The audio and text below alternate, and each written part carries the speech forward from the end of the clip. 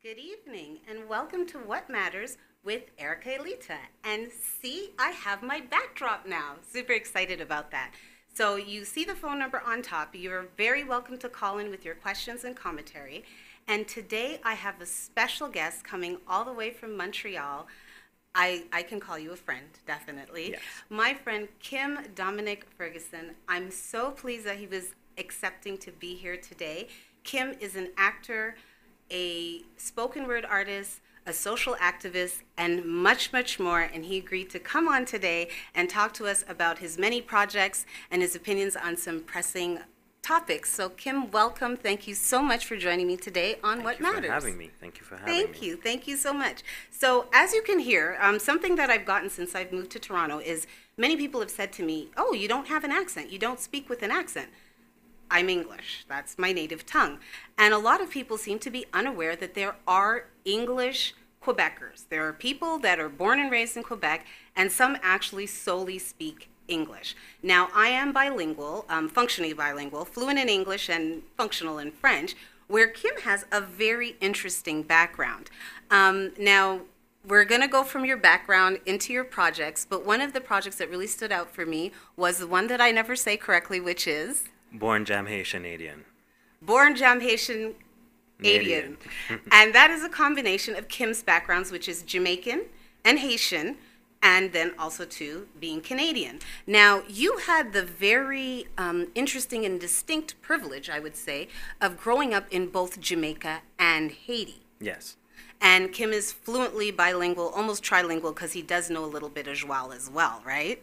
And Creole. And Creole. So yeah. you've got. And for those who don't know, Joual is the Quebec French. Yes, the Quebec version of French is Joual. Which is different from French from France. Just like how Jamaican patois is different from English. It's based in English, but it's different in English. That's what Quebec Joual is. It's French, but it's different. With a little twist. With a little twist, and some Anglophonisms in there as well.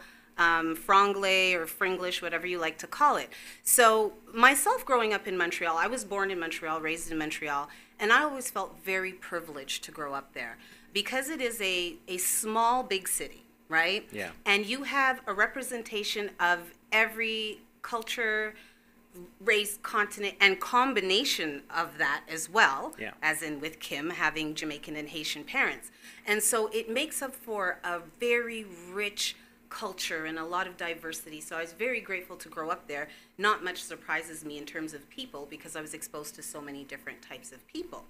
However, Kym has an even, to me, an even more exciting and interesting upbringing. So Kym, you were born in Montreal, correct? That's correct, yes. Okay. And then from there, what happened? Tell us a little bit about that. My parents moved a lot, quite a bit. When I was 2, my parents got married, but they took me to Jamaica, got married in Jamaica. And then a few years after that, maybe 3-4 years after that, they separated. My mom and I came back to Montreal.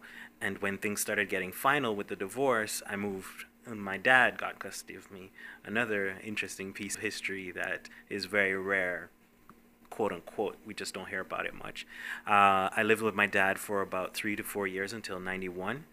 And then I moved to Haiti for another 3 to 4 years, moved back to Jamaica, stayed there, finished high school. So in 94, I moved to Jamaica, finished high school in 2000. No, in 97, sorry. And then I went to theater school for 3 years, and I finished in 2000, and then I moved back to Montreal.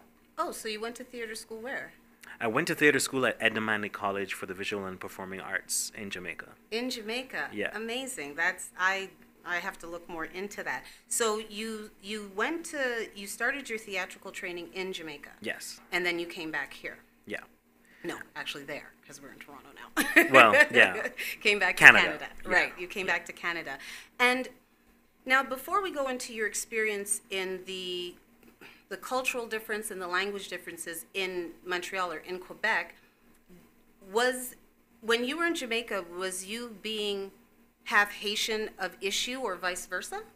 Well, when I first went back to Jamaica, it wasn't really an issue. But when I left Jamaica and went to Haiti for 3 years, it was during the coup d'etat of 91. So I actually got into Haiti the summer before the coup d'état happened, and in September of that year, '91, the coup d'état happened. I stayed for 3 years, but we were still under an embargo in Haiti, so there was a lot of people trying to escape. A lot of people left and went to Jamaica and stuff like that. But then what happened when I came back in '94?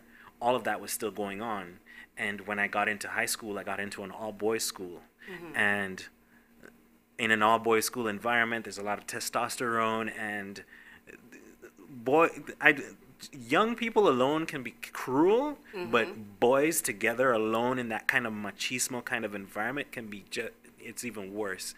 So I got a lot of teasing. I don't know if you know that old school song, "I was born to be free, come here, old gangali." Well, there was a kid that actually remixed it, and he would come and sit down behind me and say, "I wasn't born to be free, come here, old refugee, refugee." So for the 3 years that I was in high school, I was defending myself a lot. I got into a lot of fights, but at the same, so that was the point at which it was very recognizable that I was being othered by the people at school, by the young kids at school, because I did have a bit of an accent, because after living 3 years in Haiti, I was speaking French, Creole most of the time, so I was different. And so I got a lot of teasing throughout and bullying throughout high school. Well, I would think because in Montreal now, I was born in Montreal, and it has a history of immigration. In the 70s, the 60s and 70s, it was very open. Quebec was open to the English Caribbean countries. So you had a lot of Jamaicans, Bajans, Trinidadians, all of that coming through. And then it changed. I believe it was after the referendum it changed, and they kind of closed their border to people who spoke English by default and were more welcoming towards people whose native tongue was French. So that's when you saw an influx of Haitians and French Africa coming in. And I was mentioning to you before, as a child, I remember, being told, like, seeing, literally, like, the first bunch of Haitian people, and, it's new people, and being told by my counterparts, "Oh, no, don't play with them, they're Haitian, you can't talk to them." And I was like, "Well, why?" And they were like, "Well, they're Haitian." I'm like, "Yeah, they're Caribbean like us." I really did not understand. But there always, or in the circles that I'm familiar with, I should say, there was always this tension between Haitians and Jamaicans. Did you find that to be true when you came to Canada? Well, it was always interesting because I remember the first time I got into Dawson, because I went to Dawson first and then Concordia. And there's a lot of, it was predominantly Haitians in the club, but there were other, English-speaking Caribbean folk there. And so the Haitians, it was a club meeting, it was African Legacy. There was a club meeting there, and the Haitians were kind of dominating it and speaking Creole. And when I introduced myself, we went around, I said, "Oh, I'm recently landed from Jamaica, just here to check out the club." And they're talking Creole and going off of it, and I wanted to interject, and I was like, "Yo, samabzila c'est que," and everybody just went, "Whoa!" And the thing is, I find that my mix is considered a rarity because of gang violence and also language barriers. I went to different, we have Jamaica Day, Trinidad Day, and stuff like that, and I went to I believe it was Jamaica Day when it used to be in Van Horn Park. I remember. And there was an artist came on stage and had the Haitian flag and the Jamaican flag tied together. And the Jamaicans that were in the crowd were getting on reckless. They were mad that he dared do that. And I was standing up beside some of them that were cussing loud, and I'm just like, well, what would you do if you knew that I was actually Haitian and Jamaican? It was kind of a scary thing to experience, but I'm not afraid of saying I'm half Jamaican, half Haitian. I love both my cultures. I was privileged enough to spend the last 14 years of my grandmother's life with her, and I learned a lot from her, and we continued speaking the language. So I wouldn't give up either of my cultures for anything. Amen. And it's interesting that you say that, because I have found there's such similarities in the passion and the love of color, and there's such similarities. And really, as I've said to Jamaicans and Haitians, to me it seems as though you're carrying on the fight of your slave masters, where really the difference between Jamaica and Haiti, and please feel free to comment, is one were dominated by the French, and the other by the English. So when we get back from break, we will discuss a little bit more and go into some of the other things that are going in Montreal in terms of cultural appropriation and differences. So we'll be right back. Think you have what it takes to bring value to the community? The TCN TV network is expanding and now accepting TV show proposals. Here's an opportunity to build celebrity status and become part of an elite group of community advocates that are focused on building, strengthening, and empowering our community in a positive way. Are you interested in embarking on a new adventure? TCN TV is searching for people interested in opportunities to change the conversation and pave an unforgettable legacy. If you feel you have something of value to offer.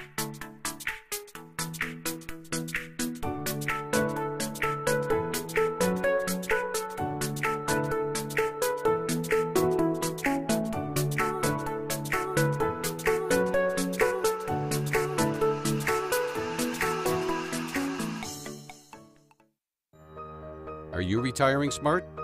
Make your home's equity work for you. With your home's equity and our 30 years of experience, the Retire Smart Properties team can help you achieve the quality of life you've always wanted. Our services are 360 degrees. We'll give you advice, take care of staging and selling, and help you find the perfect home and community to transition to. It's time to enjoy the retirement lifestyle you deserve. Visit our website today to learn how you can use your home to retire comfortably. The Retire Smart Properties team, powered by RE/MAX West. And welcome back. I'm here with Kym Dominic Ferguson, and we're discussing all there is to be discussed, many topics to cover. I doubt we'll get to them all. Maybe he'll come back. But we were just talking about the interesting culture that we both come from, which is Montreal, Quebec, which is French and English. And Kym also happens to be Haitian and Jamaican. So having that background, living in both Haiti and Jamaica, and then going to a different country that was actually, you were born in Montreal, right? Yeah. And then coming back to his original country, which was also French and English, it's a very interesting perspective. So Kym had just told us a bit about his upbringing and where he had lived and his perspective on the Jamaican-Haitian tension, which, correct me if I'm wrong, seems to be a bit less now. Or I don't really feel it that much anymore. No. But in my circles, a lot of people know me, so I don't think they may not bring it. They don't bring it to me necessarily. No. Right. Okay, that's interesting. So now, how do we lead into this? Knowing English and French and it being Quebec is a very distinct culture. That's something that they are very prideful of, and it is very true. It's a very distinct culture. And recently, Kym is an activist. Kym has, the first time I met Kym was I was an audience member in one of his erotic poetry shows. And one of the things that was introduced to me was the idea of, as erotic and sexual as it was, there was a strong emphasis on acceptance. People being accepted for what they are, what they liked, who they were, who they preferred. And then by following people that were in the show, that's when I learned about burlesque, and I started following Shanice Nicole and you as well. And then really being exposed and opened up to this whole world, and people being very political, people really standing their ground on what they believed in, not speaking the popular opinion. And that's one of the reasons that I respect you so much, is that you speak your truth and you speak the truth of others around you as well. That even if it's not your direct experience, you're so compassionate that you will represent, I don't want to say the underdog, but the underrepresented. Mm-hmm. So Kym is very much an activist. And one of the things that he was very involved in recently was the SLAV controversy. Now, for those of you who do not know what that is, Kym is going to explain to you. Montreal has a very, very popular festival called the International Jazz Festival that's been going on for decades. Over 30 years. Over 30 years. It's a great festival. I would go every year. And this year they had a play. It was a musical play, yeah. A musical play called SLAV. And SLAV was based on... Basically, it's based on. It's a compilation of African slave songs, sung by a majoritarily white cast, directed by a white man, Robert Lepage, and it was a problematic play, in that it's telling African American history, but from the perspective of the white people, and then erasing black folk from the forefront. So, for example, there is a white woman playing Harriet Tubman. And one of the critiques that I gave about that is that now people who don't necessarily know who Harriet Tubman is going to think that Harriet Tubman is this great white woman, because people don't necessarily go and Google things when they're watching a play, for example. Why wouldn't they think that it's a white woman that led the slave resistance? And so things like that are very problematic when it comes to producing our history. I'm a part of Black Theater Workshop. I'm the outreach and marketing coordinator there, and we've been very outspoken about that.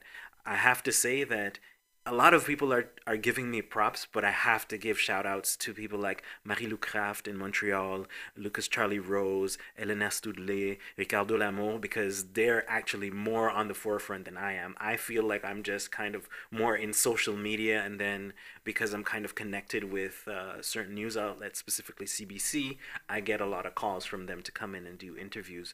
But they're the ones that are on the front lines, really kind of taking on this issue. And pleased to say that the show was canceled. Apparently, in the beginning, it was canceled for 3 shows, I believe, because Betty Boniface, who is the creator of the show and the main star, broke her ankle. Right. A lot of black folk like to say that the ancestors have spoken. And then following the backlash, we had I'm going to mess up their name. An artist named Moses, who's from the States, that canceled his show during the Jazz Fest. A lot of international backlash. The New York Times picked up the story. Right. All kinds of news outlets picked up the story, and I'm getting goosebumps just talking about it. It became this huge, this huge scandal. Exactly. You know? Yeah. And so people just. The Jazz Fest that was actually defending it has had to decide, we're gonna cancel this show, and they canceled it, and they apologized for anyone who was hurt, and it was a bittersweet apology, because it was like, it's not because we're hurt, it's because this is a problematic show. You didn't take the time to consult us, to work with us, and the few Afro-ascended people that you did work with. They told you, they warned you, they said, listen, you cannot have so many white people playing these characters. Some of the roles that were being played as slaves. So they had white people picking cotton. And again, Betty Boniface playing the choir leader for African slave songs, Negro spirituals, etc. That just cannot be. Yes, I did. I was following on social media as well. I had a lot of commentary.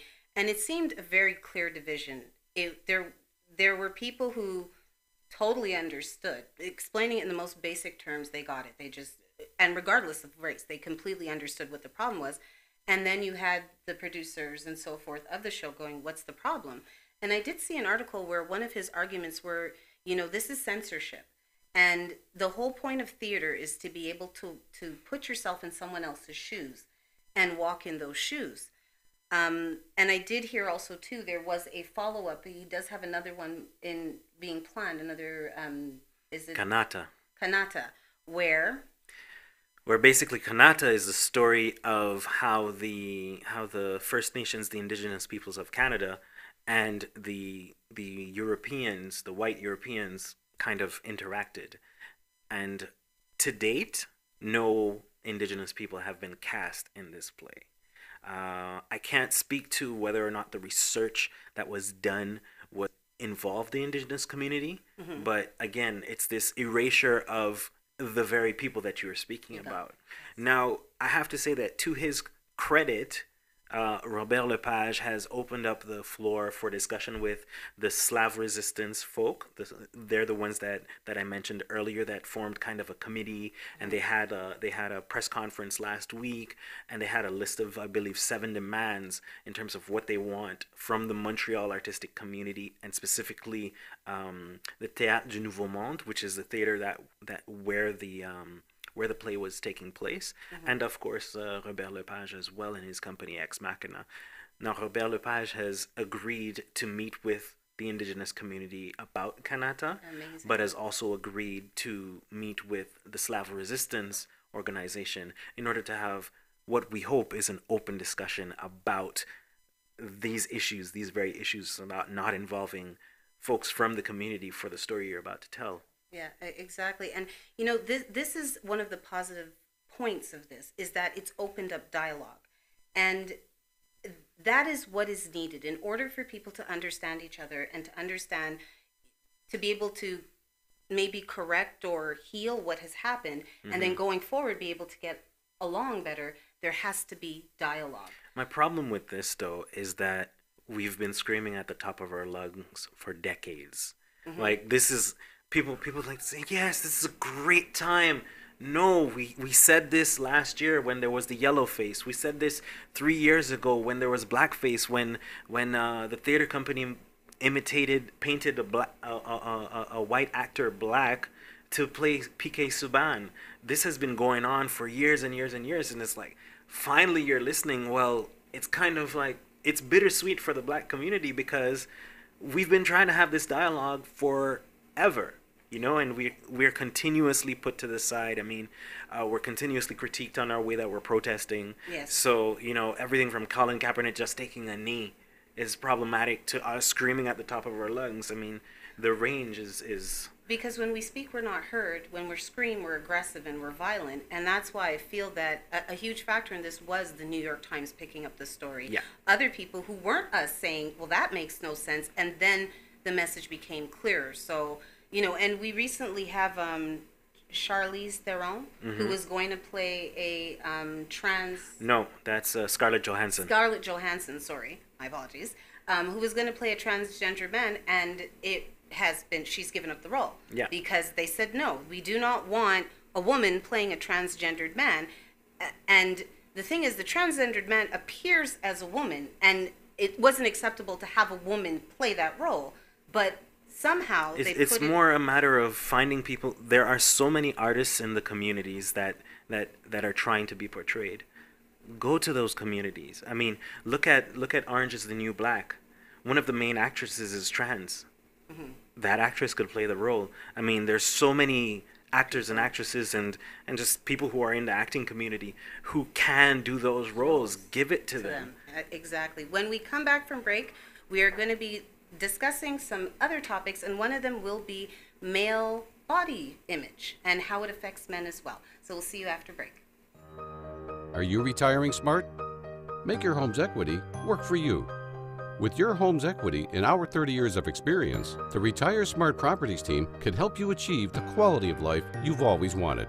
Our services are 360 degrees. We'll give you advice, take care of staging and selling, and help you find the perfect home and community to transition to. It's time to enjoy the retirement lifestyle you deserve. Visit our website today to learn how you can use your home to retire comfortably. The Retire Smart Properties team, powered by RE/MAX West.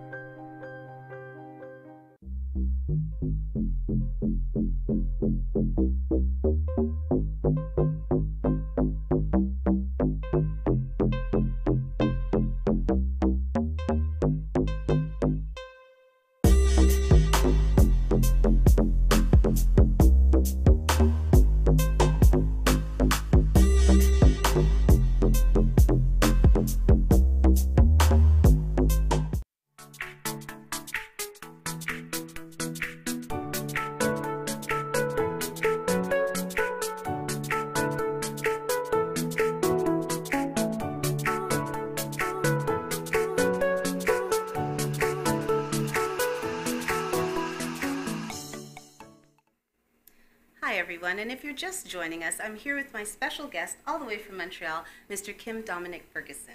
And we have just been discussing life in Montreal, life in a bilingual community, being from different communities, the resistance against SLAV, I love the way that you put that, the resistance, and some of the repercussions and benefits that have come from it. Yeah. And we were just, as we went to break, we were talking a little bit about the fact that Scarlett Johansson has recently turned down or given back a role to play a transgendered character in a movie.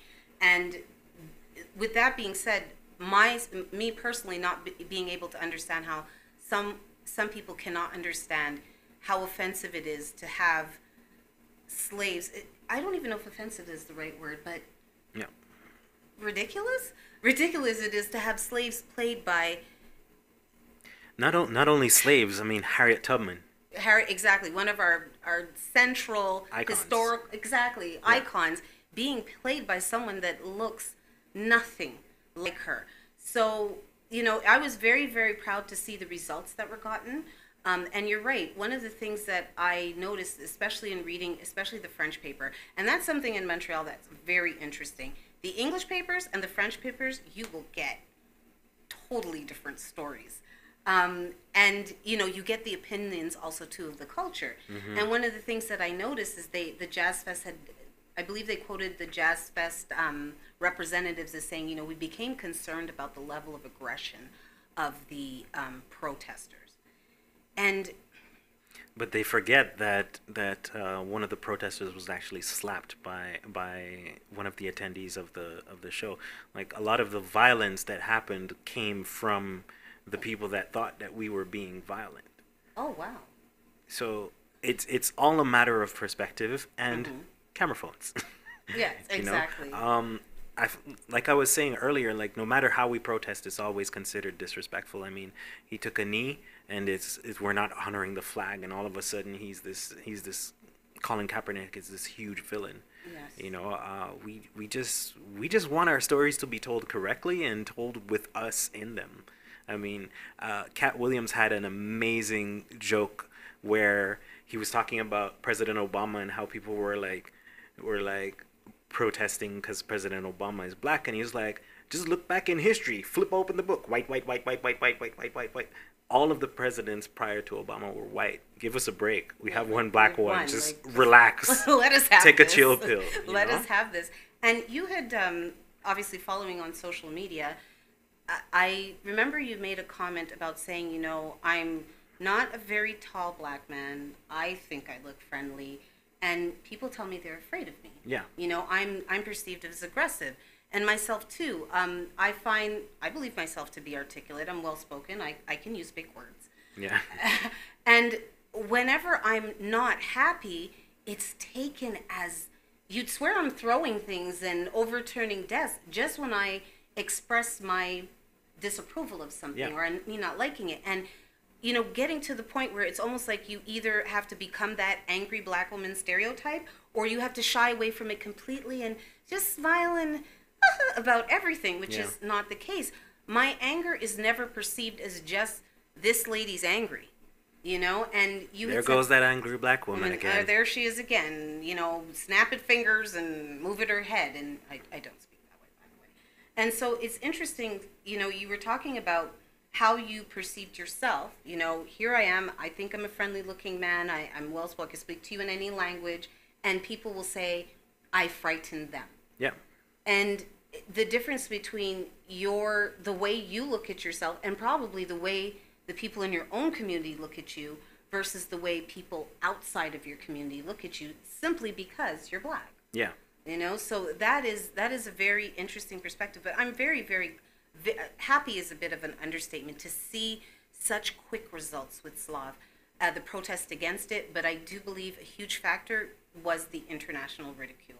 Yeah. I really believe that when another country got involved, other papers got involved, that's when they started to back up, because when it was just the local Montreal black community protesting, they didn't care. They were going to because and they were what sold out shows, by the way. Yeah. The first week was completely sold out, 8,000 seats, full, $60 to $90 per ticket.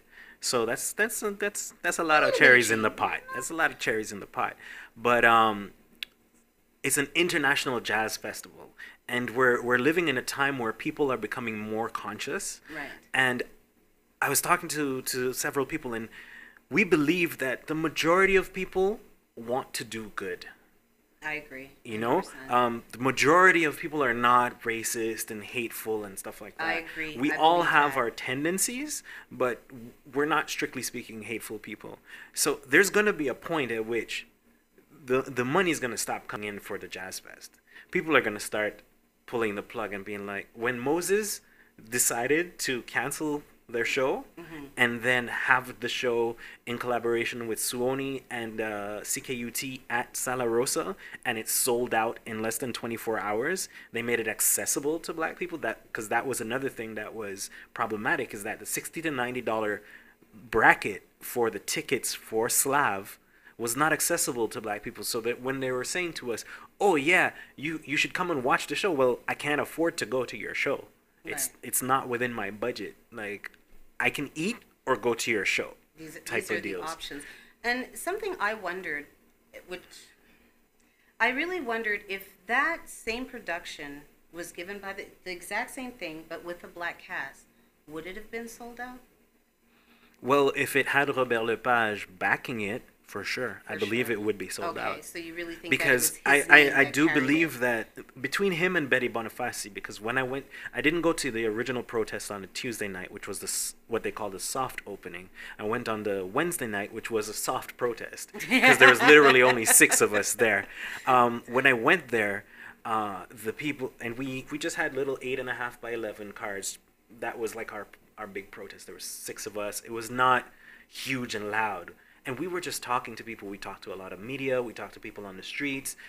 I avoided talking to the white people that were getting more and more aggressive. We were called racist. We were called anti-Quebec. We were told that we should speak French instead of English. Yeah. And one of the people was like, well, I love this artist. So people were there for Betty Boniface. Okay. People have followed her career, and she has an almost 2-decade career of singing African slave songs. Oh. And that has never been problematic, because all of the music throughout history was started by black people. Rock and roll, black people. Jazz, black people. We got the full gamut. And when white people come and start creating their own versions or making music out of that, it's like, sure, go ahead. We'll go make something new. Right. You know? So the problem is not, can Betty Boniface sing these African slave songs? No. The problem is, you're telling a theatrical story about our history. That's where the problem is. And people didn't want to see that. And this lady said to us that she supports that. And Lucas Charlie Rose actually turned around and asked, well, do you support the black community? And the person's like, no, I'll never invest in them. It's like, so you're supporting black art given to you, fed to you, by a white woman, but you won't support the black community from which that art came from. So then that show, the popularity of the show and the success of the show was really based more on who's producing in it than the content. I would say yes. Okay. But in my opinion. In your opinion. Just to be safe. So Kym and I have done exactly what we said we would not do, which was spend the majority of the time speaking about SLAV. That is what he told me he did not want to do. He's been bombarded by interview requests, media, and so forth. It was a very big deal in Montreal, and if you hadn't heard anything about it, please take a moment and look it up. It's really important, especially in Canada, that we all support one another. And so, because I have a male sitting in my seat at What's Matters, I always do take this opportunity to speak about issues that deal with male and get that from a male perspective. Yeah. One of the things, my first episode, if you did get to see it, and if you haven't, don't worry, it's posted, you can always get the link, was with a friend of mine, Aaron Duncan, and we spoke, about male toxicity and dating and how men communicate, because a few months ago I really started to realize that I didn't understand men. I don't get them, and this blanket idea of, well, they're stupid and that doesn't wash. It doesn't make sense. There's stupid of every race and sex and age, but this blanket idea that men are just dumb it just didn't hold with me. And I was able to admit, you know what, I just don't get them. And why is there this disconnect between how they speak to me, what I say, and what they actually hear or understand me to say? And so I started delving a bit more into the topic. And because I'm a woman, I have to talk to men about this to really find out what's going on. So one of the things that Kym had said to me that, you know, and it didn't completely surprise me, but because we're so genderized, and we really attribute certain things to women and men, when he spoke about body image, I found that very interesting coming from a male's perspective. So when we get back from break for our last segment, we will be talking about the male body image and how men, you know, perceive themselves and how it affects their interaction with others. So we'll be right back after this break. Thank you. The TCN TV network is expanding and now accepting TV show proposals. Here's an opportunity to build celebrity status and become part of an elite group of community advocates that are focused on building, strengthening, and empowering our community in a positive way. Are you interested in embarking on a new adventure? TCN TV is searching for people interested in opportunities to change the conversation and pave an unforgettable legacy. If you feel you have something of value to offer, send a written show proposal to shows@mytcntv.com. Make your home's equity work for you. With your home's equity in our 30 years of experience, the Retire Smart Properties team can help you achieve the quality of life you've always wanted. Our services are 360 degrees. We'll give you advice, take care of staging and selling, and help you find the perfect home and community to transition to. It's time to enjoy the retirement lifestyle you deserve. Visit our website today to learn how you can use your home to retire comfortably. The Retire Smart Properties team, powered by RE/MAX West.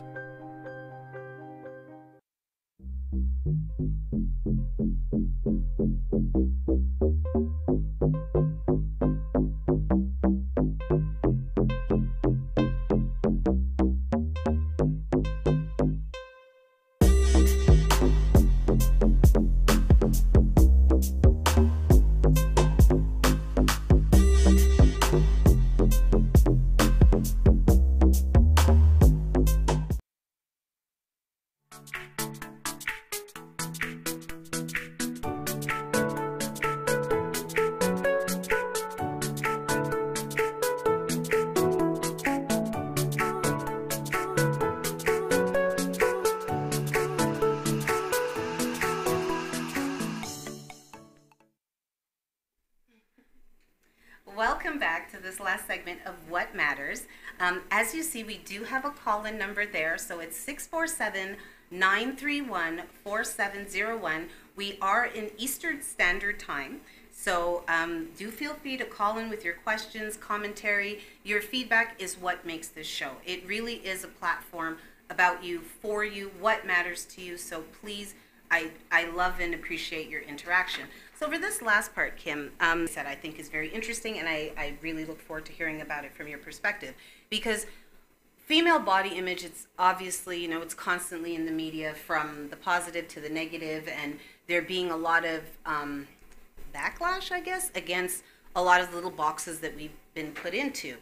And I think that sometimes that we almost assume that this is something men don't even think about. You know, they just are. They're men and they just walk out. Yeah. Interestingly enough, like with the recent trend of beards, you know, what I hear a lot is, well, beards are like makeup for men. Like you know, you can fix so many problems with it. And men, you know, you're seeing a lot more videos of men grooming and so forth. And obviously, again, we know that humans are humans and they care about their appearance and they think about their appearance. Yeah. But I think that, especially in North American culture, there's just, it's not something that's spoken about. And it's not something that women, I know myself, I never really thought about it that way. Like that men would have hang-ups about their bodies. You see, you saying it out loud sounds stupid now. That it sounds strange. It sounds unusual. Strange. It just... No, not that it sounds unusual. Duh, it's common sense. Of course, you're a human being that you would, but I've just never thought about it. Yeah. So, you know, like, for you, have you had... Yeah, I've had body image issues. Okay. I've always been a kind of a stocky kid, and now an adult, and people look at me, and because of the way while I was in theater school, I also would do dance. Okay. And I would emulate some of the dancing teachers, so they'd always hold themselves up and shoulders back and stuff like that. So I do kind of try and hold myself in a certain posture, but my guts, it's a little bit soft around the gut area, and I've always been kind of self-conscious about it,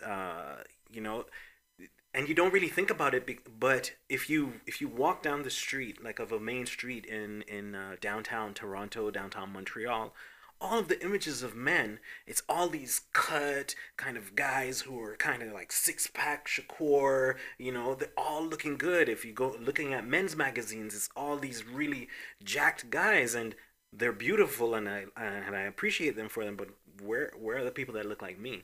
When I saw Childish Gambino's video, This Is America, a lot of people were criticizing the violence and stuff like that, and I was looking at it and I was like, he's got a dad bod. Like, he looks like somebody who does like 10 push-ups once a week. He doesn't look like particularly, like, he's not 50 Cent. You know what I mean? So it to me, there was a whole different reason for appreciating that video.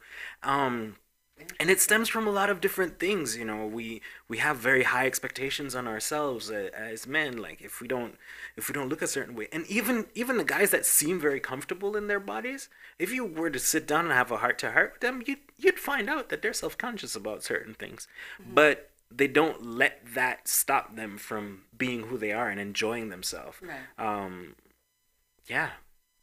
That's, you see, and again, it's almost like, it feels very ignorant of me, because I know people are people and everyone has their insecurities, but just not thinking about men in that way at all. And you're right. And that's something that, women complain about. You get like maybe 3 images of women, and the category's this big, and then 99.5% of us fall on the outside of that small image. I'm 5'2". It's very rare you'll ever see any fashion spread that's geared towards a shorter woman. So a lot of the beautiful things that I see, I can't wear them. Shorts too short.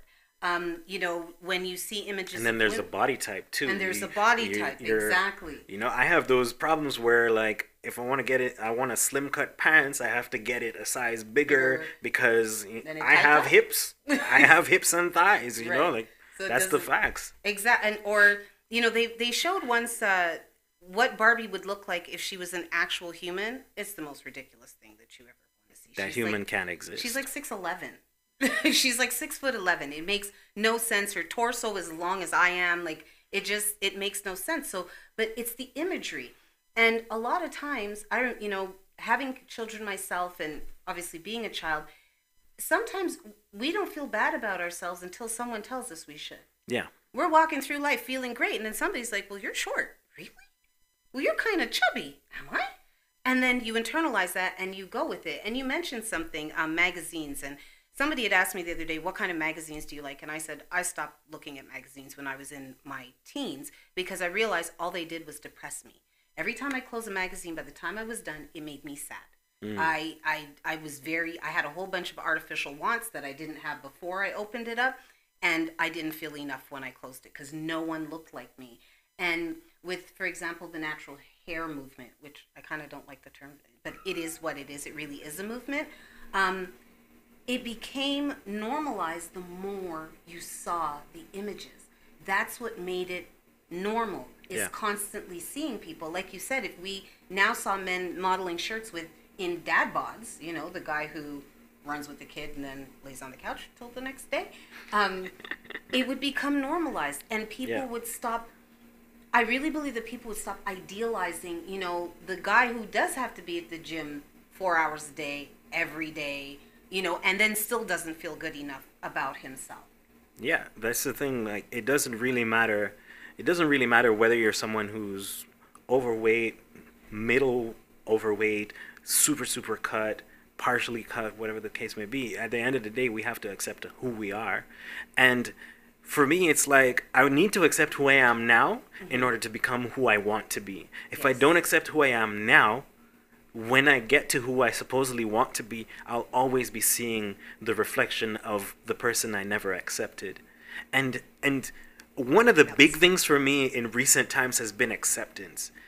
To me, though, that's the key to us moving forward as human beings. If the entire planet covered with 7 billion, almost 8 billion people were to say, you know what, I accept every human being for who they are, what they love, who they love, and what they stand for, their religion, etc., we would literally have world peace right now. It would literally, hatred would stop. But because there's expectations, I have my values and that doesn't fit with my values, so, they're going to spew hatred, they're going to spew criticism, they're going to damage people psychologically and be violent with them and stuff like that. To me, I have to accept myself first. Yes. And I have to accept myself the way that I am. And a lot of people may be like, oh no, you look good in this. But at the end of the day, when I take off my clothes and I look in the mirror, if I'm not happy, that's where the problem lies. And I can blame anybody else. Like, I can blame people who used to tease me that I was too pudgy, that I couldn't run fast enough, that I couldn't do all of these different things. Or I can just look at all of that and be like, you know what? I wasn't meant to do all of that. I'm not meant to be a Usain Bolt. Usain Bolt is Usain Bolt. Yeah. But I'm meant to be community. And none of this prevents me from doing all of that. So at the end of the day, it's a process, it's a lengthy process, but accept yourself for who you are.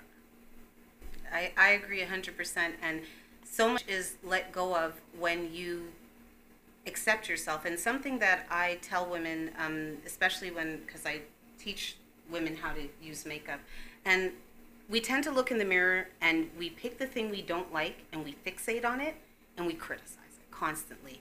And I tell them, well, how about you pick something you actually like about yourself and fixate on that, because you become obsessed with what you focus on. Mm-hmm. And if you hate all your body parts, but you think you have the cutest nose, focus on your nose. Highlight it.